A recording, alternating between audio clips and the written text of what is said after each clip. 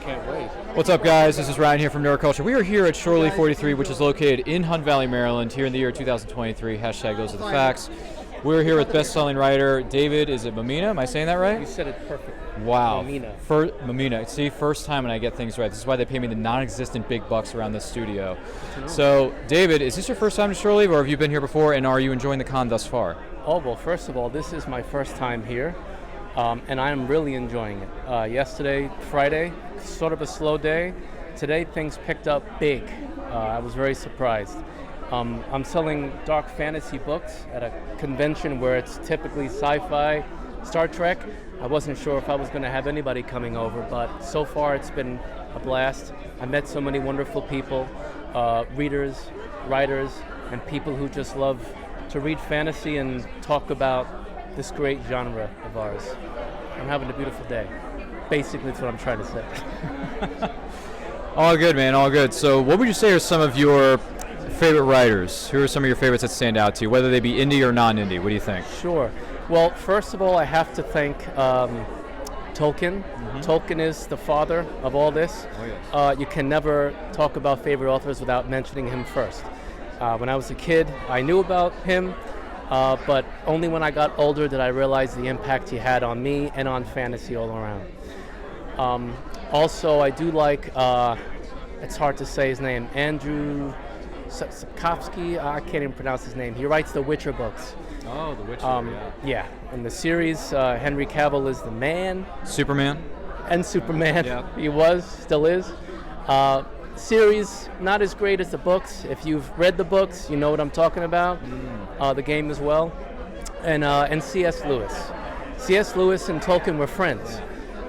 Different types of books, but they had the fantasy element to it. Tolkien a little bit darker, but it has the magic. And what I like most about fantasy, basically what I'm trying to say is there's some realism in the magic. And that's how I like to write and read as well. If there's realism, then I can ground myself in it and say I can relate to these characters. I don't want anything bad to happen to them, or this guy over here, I want him gone now. That's how I feel I can relate most to what I'm reading and what I write for those who read my work. I like things grounded in realism with that touch of fantasy, that touch of stakes. Gotcha. That's me.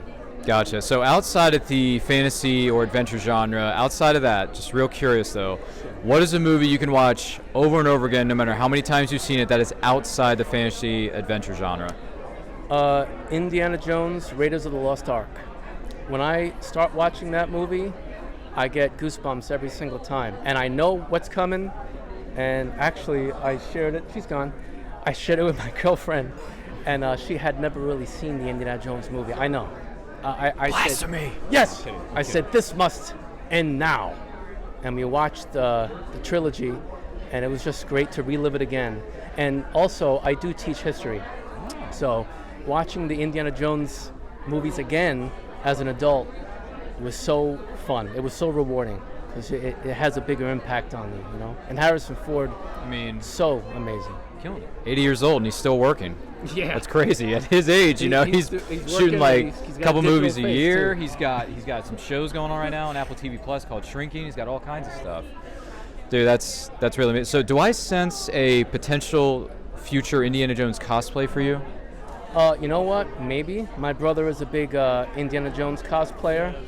I don't know if I should compete with him on this one. I think this is his turf. I'm going to let him have that. I'll let him have that. Yeah. I would love to cosplay as The Witcher, but, you know, I don't know how I'm going to do that. How do you compete with Henry Cavill? The short answer is you don't. You don't. No. So, there's a this or that kind of question for you. So, Kit from Knight Rider or Time Traveling DeLorean? Kit. Because I don't know where the heck I'm going to go in time travel. Time travel is so scary. I mean, you got to think about the consequences here. Suppose you go back in time. You're bringing countless diseases with you. This is how I think. I'm a history guy, sorry. But Kit, I mean, now you got a car that's your best pal, man. He's got your back. And he's super cool looking. The DeLorean, dangerous. And you need to have all that space you got to drive really quick. Everything's got to be perfectly. That's just me. Give me Kid any day of the week. There you go. Good point. Good point. So tell us a little bit about some of the things that you have going on right now. What are we looking at here? Thanks. What exactly are these books here? Tell us about them. All right. Well, these are my two biggest books, literally as well. They're really big. So this is The Angels of Resistance. This is my first. This is my baby. And this consists of 2 books of a dark fantasy epic. This is basically a movie in your hands. I love this. What I usually tell people is who get a little scared to read a big book like this, I usually say, would you rather read 6 small, mediocre books, or would you rather read an awesome 600-page book? That's how I look at it. And it's won many awards. I'm a very humble guy. I don't like to brag about things, so that's why I started to put the book into the award pool. And I'm happy to announce that this book has won a lot of awards. It's unbelievable. I'm very proud of it, basically. And the Redeem the Night trilogy is 3 books in one. Again, another dark fantasy epic. A knight, a paladin, who has committed sins of vengeance. He believes that a cult has killed his family, and he takes that on them pretty bad. So he's been kicked out of the order, and he's trying to redeem himself for that. But in this path of redemption, he realizes it's not as easy as he thought, and that holy organization he belonged to was not as holy as he thought it was either. So it's a real wild ride based on character development, and as I said before, that realism.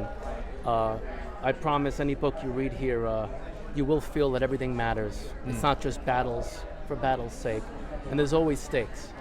So I always think about my reader. I want them to have the best time they can. And this is actually a card game I created that features characters from these books. So as you're playing this card game, you're basically taking on the characters from the books, facing off against your opponent from the other book. You'll be facing enemies from your books. You'll be facing each other. You can get upgrades, weapons. This is what I do. I'm a geek, and I love books. I love writing them, and I love sharing them with people like you. Thank you so much for doing this with me. No, we appreciate that. So where can the person who's watching or listening to this follow you on social media and all the upcoming conventions or other stuff you got going on? Where can people find them? Sure. Well, my name is David V. Mammina, and you can find me on Instagram. You can find me on Facebook. Mammina Books. So it's a weird Italian name. I know. I was born with it. Some people have Maybelline. I have Mammina Books. What am I going to do? So yeah, my website is mamminabooks.com. Everything is on there. All the books, audio, ebook, the card game, whatever you need, it's on there. Except for me, because I'm physically here right now. That's all I can. No, it's all good, man. But we want to take this opportunity to say thank you for taking the time out to speak with us. Guys, we hope you enjoyed this. Don't forget to like, comment, share, subscribe, ring that bell so you get notified when new videos go up. And in the meantime, life is better when reading. And if you're watching this video, you have chosen